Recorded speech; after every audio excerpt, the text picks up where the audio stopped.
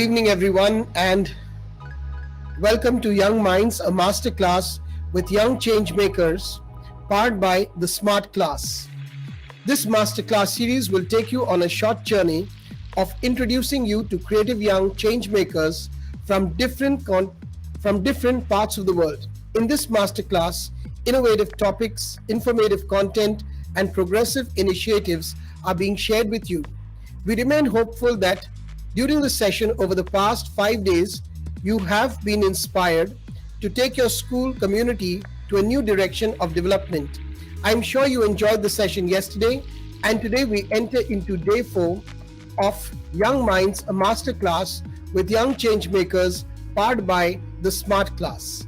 My name is Charles Clarence, and I will be your moderator for today. I'm the principal of Dr. MPS World School with a passion for innovation. Before we begin today's session, I request all our audiences to immerse themselves in the session and hold their questions, which will be addressed right after all the sessions are over.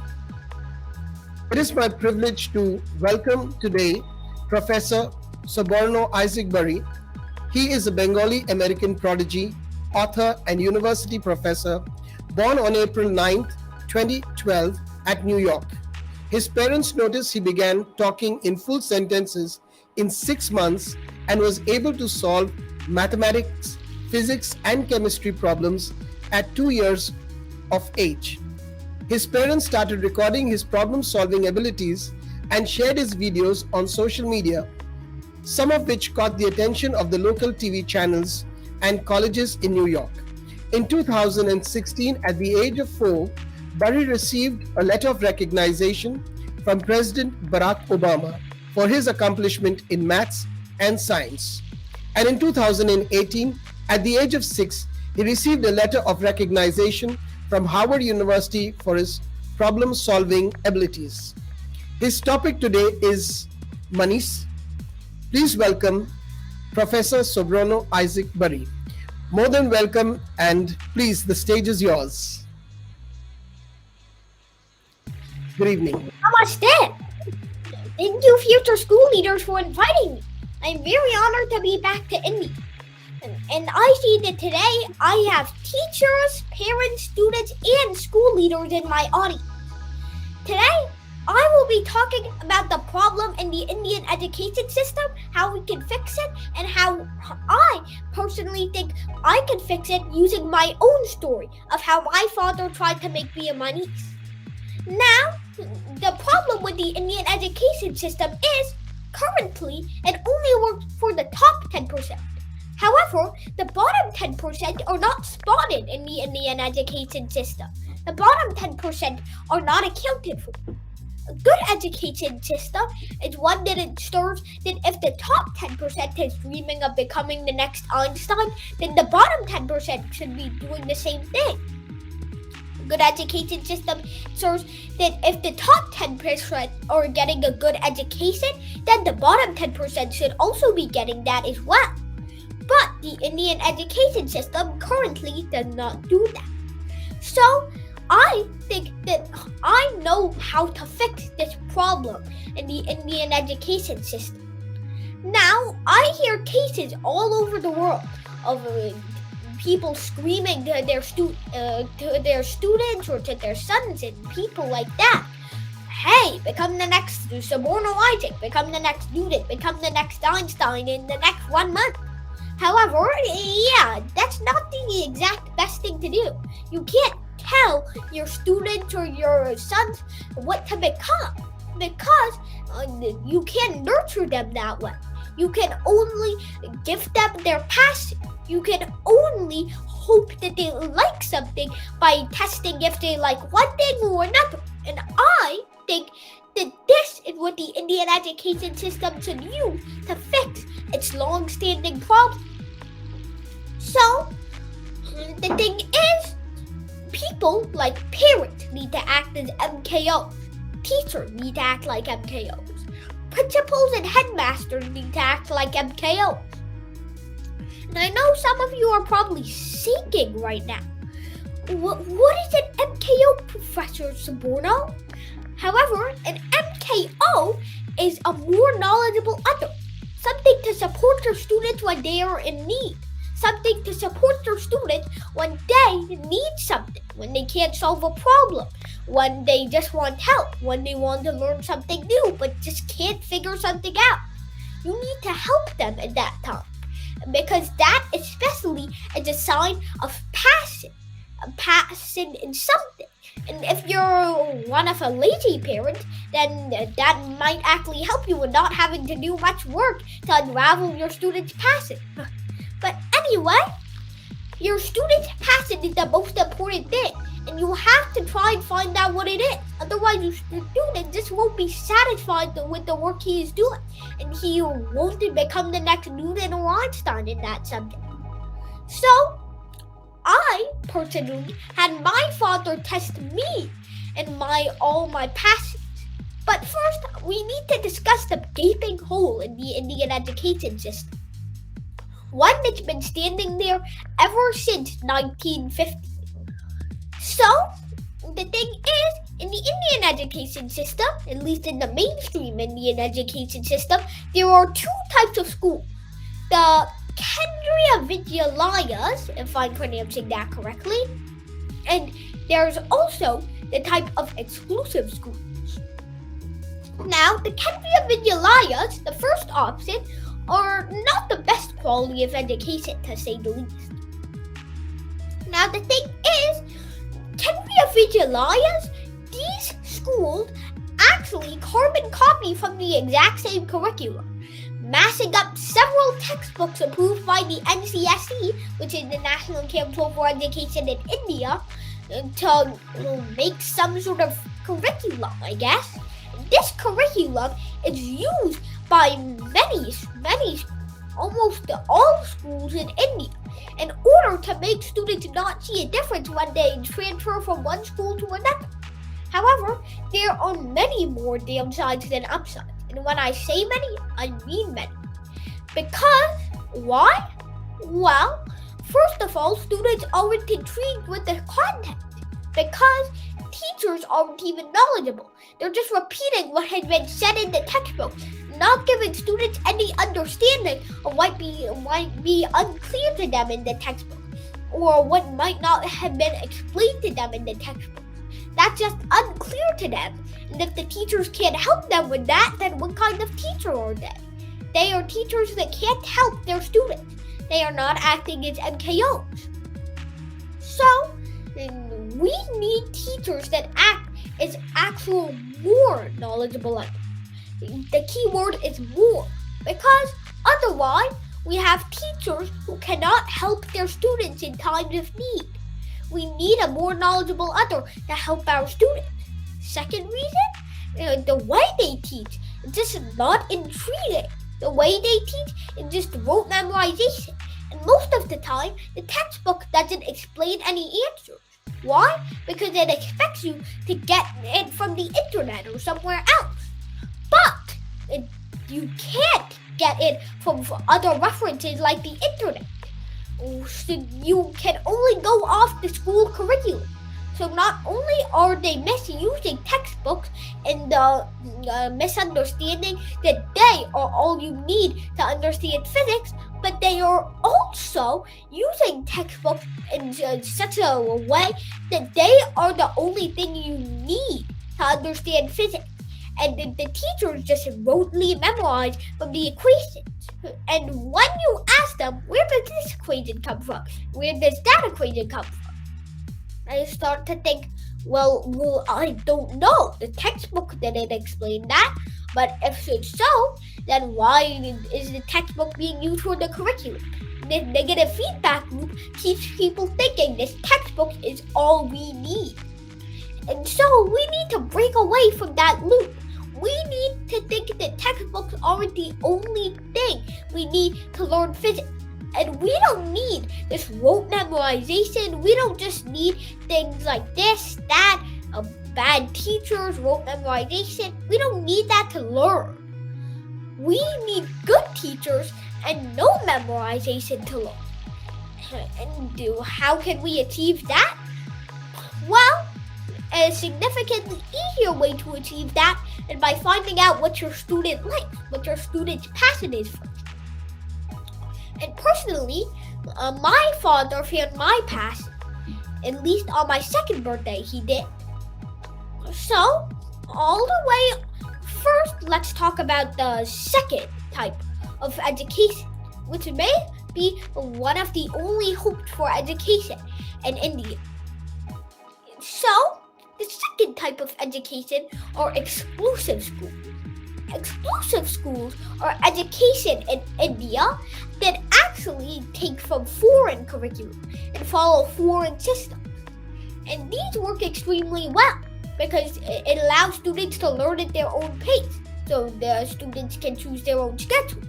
It allows students to find what they love and take a multitude of classes rather than just forcing them to take one class that they don't really like. It allows them to do whatever they want. And this is much better than all of the rote memorization and stuff that we see. But the key factor is that the more knowledgeable others are actually more knowledgeable. They don't just memorize from the textbook. They actually allow you to use further references. And they are actually more knowledgeable. So students can be helped in times of need, especially when they don't have internet access or have low money, so they can't buy any other books or stuff. They can't get any future references, then the only person who can help them, that's the teacher. So, that's what we need to help our students, exclusive school. So, you might be thinking, well, the Indian education system isn't that bad after all. Well, the thing is, these schools are incredibly expensive. These schools are incredibly expensive. Why? Well, probably just because they have to learn from foreign curriculum and they're probably not supported by government funds. So, they have to spend a lot of money in order to survive. But that doesn't support the bottom 10%. So, we need to make all schools like this, let the government support these kinds of schools, and make sure that these schools actually have low cost so the Indian population can get good education. Now, I personally had my father find my passion, and it all started all the way on the eve of my second birthday. On the eve of my second birthday, April 8, 2014, I was asking my father for a challenge because I was bored of the typical candles and cake that my father had been given. So, what my father did, he satisfied the request. And soon after, just on my second birthday, I woke up to my father calling me to room 0, which used to be our garage, but my father had emptied it out and then put 4 blackboards on the wall. 3 on the sides and 1 on the ceiling. So now I looked around for any instructions, and I saw on the blackboard it said, find the name and the author of this book on the floor. You have 1 hour. I looked down on the book on the floor, and there seemed to be a book, but without the cover and the spine. I thought, this is so easy. I can find the title of the book and the author of the book, no problem. Just give me a look at the cover and the spine. But I realized there was no cover and spine. I realized that I had just been outsmarted by my own father. He had given me a real challenge. So what, I thought, it's probably somewhere in the book where the name is. But it was not somewhere in the book. Why? Because my father had blocked that off with Sharpie. My father was just clever, to say the least. However, I was not going to stop yet. I had to see one final clue for myself. He censored the pictures I was done for. But thankfully, he didn't censor the pictures. It seemed like this book was in a certain different language than our own. It looked somewhat like Latin. So, I looked through the pages and I saw a picture. That picture had the earth with a cannonball on it, and the cannonball was shooting.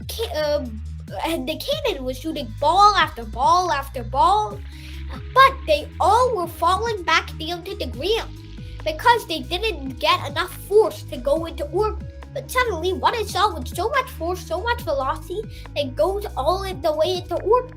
And I remember that Sir Isaac Newton had inquired on that subject. Sir Isaac Newton had thought if an apple can fall from the tree, or can the moon fall from the sky? And so this cannonball was acting just like the moon.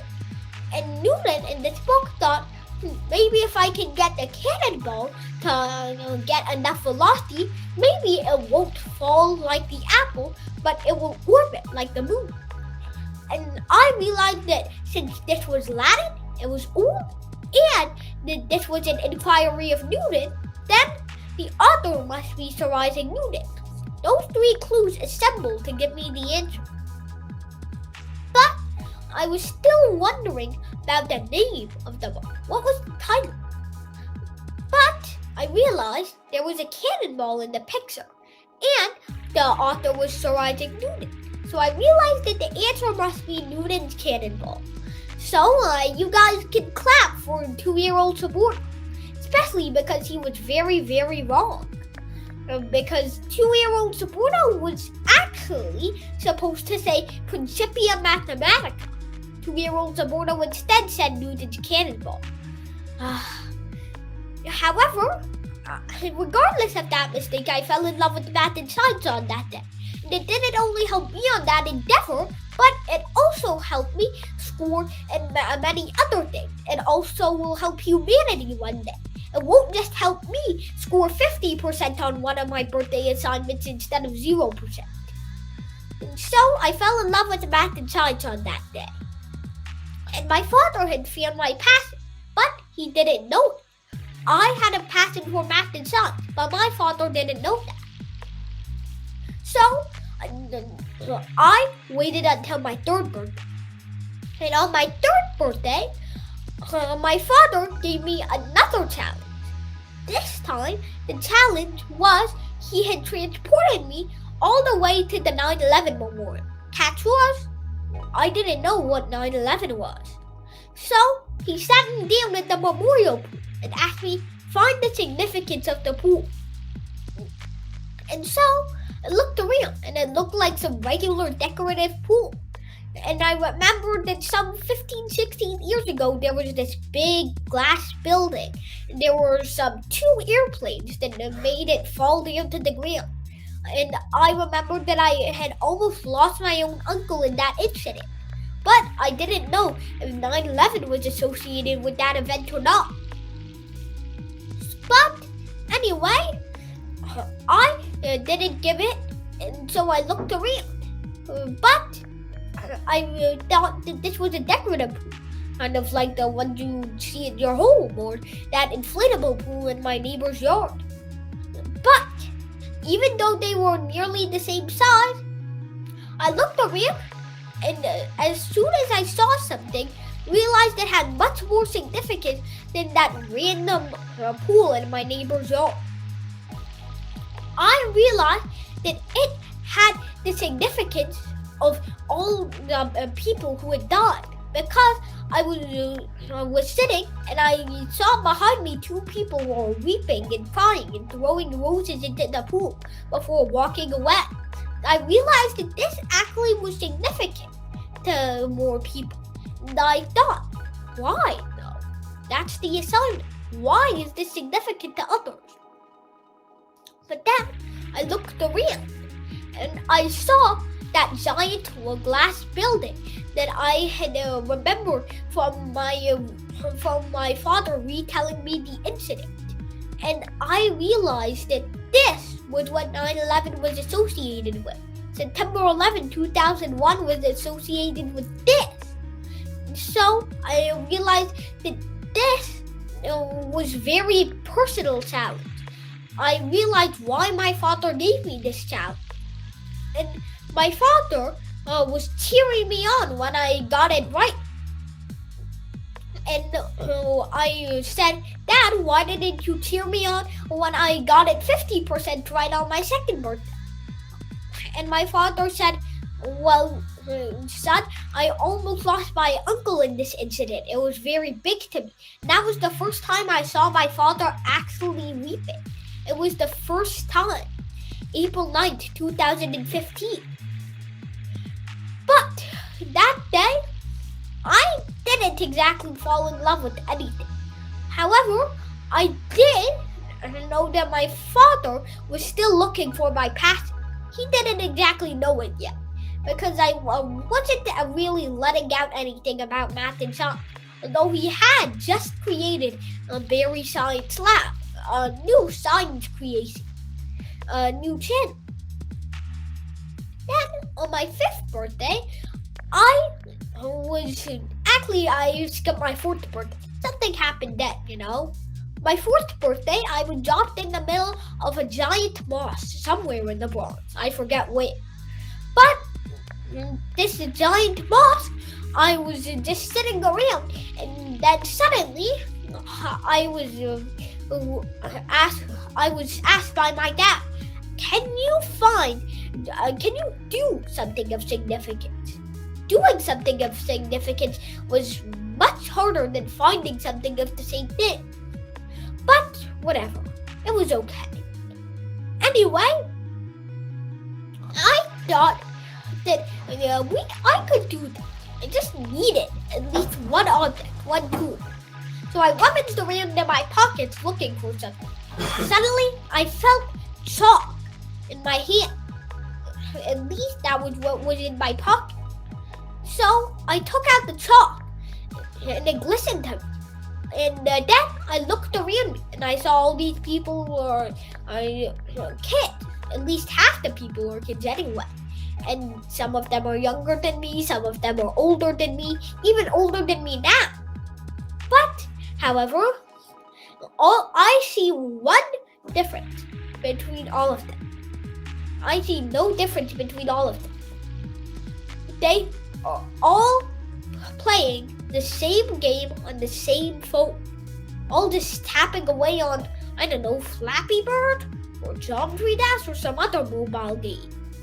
All of these things, all of these people are tapping away on silicon screens instead of thinking, I should find my passion, whether it's art, music, or math and science. They are just tapping away on phones, thinking that it's a suitable substitute for actually being meaningful to society. And don't get me wrong, coders are one of the most important things, but just tapping your life away on some games, not the most important thing in the world. Just a source of entertainment, and not supposed to be a job, not supposed to earn money from just enjoyment. Supposed to earn money from actually finding your passion, working hard, things like that. Not just playing a game and enjoying or getting scared. If I was getting money every time I enjoyed something, then I'd be a billionaire by now. But thankfully, I'm not a billionaire. So, I thought that these people needed a bit of inspiration in their lives to change and start doing something different. And so I took out the chalk and started writing some math equations, the most complicated that my tiny 4-year-old brain could grasp. Maybe just reference rates. My 4-year-old brain wasn't as smart as my 9-year-old brain, okay? But anyway, I was writing all these complicated equations there when suddenly one person came to me. However, that person was the Imam. And the Imam snatched away my chalk with his foot. And I asked the Imam, why do you do that? The Imam said, chalk is haram in the mosque because it stops you from praying. And then I felt the urge to ask, then why aren't you persecuting all those kids over there not praying, but instead playing some video game? And I felt the urge not to because this was a religious leader. But I felt like he had more inferior intentions than spreading the word of God. anyway, I moved along with it nonetheless. But I told her the mom, chalk isn't haram in the mosque. In fact, if the chalk is haram, why then the phone haram in the mosque? And I said to him that chalk is the thing that empowers math and science. It empowers discovery. And the Quran is one thing that even talks about discovery, even talks about it as a good thing, even empowers other people to do science. And so, I launched a campaign that day called The Love, and I even wrote a book to the effect, not only to protest the Imam, but also to protest for all the other Islamic terrorists who are killing and discriminating because other people have different religions and beliefs. That day, I kind of fell in love with peace, but definitely not in love with religion. And otherwise, I'd be religious. But my father was still searching for my passion. He was searching until my 7th birthday. But anyway, your mic is on. You want to say anything? Yeah, Soborno, I did not want to interrupt you, but I think you're overshooting time a bit. Yeah, okay. Sure. So could you wind in 2 minutes? Is that okay? Yeah, I think I can do that. That would be wonderful. Thank you so much. All right. So, on my 5th birthday, I was not dropped off by my father anywhere, but rather I was staying at home. Not because of Corona, but rather it was 2017. So I had no reason to stay home because of Corona. But anyway, my father asked me to read the Quran for 1 hour. I had 6 hours. I was clueless. I mean, what did he mean by that? So I picked up the Quran and started reading. And I saw a 6-hour timer just waiting to be started. So I started it and started reading the Quran. And so, after 1 hour, I finished it. But I looked back at the timer and I saw that I had 5 hours left. Probably very evident to a 5-year-old like me. But I realized that now that basic arithmetic hadn't worked in my favor, I had to try something else. So, instead, I looked behind the timer and I saw 5 symbols. These 5 symbols, one of them was the crescent and star, another was the cross, another was the Star of David, another was O, and the final one I saw was that Dharma wheel. I guess that's from Buddhism or something, after 1 minute of thorough Googling before this event. Anyway, and I realized that all of these are holy objects to one religion, at least judging by the Star of David and the Holy Cross. I realized that these are all holy or important to somebody, and people are killing others because of their values. Why don't we embrace them instead?